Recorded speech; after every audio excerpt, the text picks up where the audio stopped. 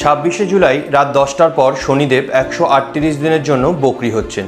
শনিদেবের এই বকরি হওয়ার কারণে মেষ রাশির জীবনে ঠিক কী কী পরিবর্তন নিয়ে আসবে তা নিয়ে আজকে আলোচনা করব। আপনারা এই সময় তাড়াহুড়ো করে কিন্তু কোনো বড় ধরনের ডিসিশন একদমই নেবেন না।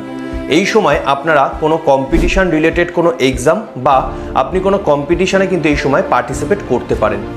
যদি কোনো স্পিরিচুয়াল ট্রাভেল আপনারা এই সময় করতে চাইছেন তাহলে তা নিঃসন্দেহে অবশ্যই করুন। যদি আপনি বহুদিন ধরে কোনো মেডিকেল স্টোর খুলতে চাইছেন বা সেরকম কোনো ভাবনা রাখছেন তাহলে তা এই সময় আপনি করতে পারেন। যদি আপনি ফরেন রিলেটেড কোনো বিষয়ের উপর চিন্তাভাবনা বহুদিন ধরে করছেন তাহলে সেই বিষয়গুলি নিয়ে এই সময় আপনি কিন্তু ভাবতে পারেন, কারণ শনিদেব কিন্তু রেট্রোগেট হয়েছে।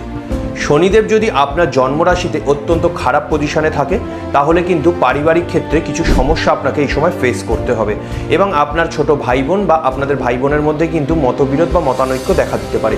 তাই নিজের কথাবার্তার উপর কিন্তু অবশ্যই কন্ট্রোল রাখার চেষ্টা করবেন।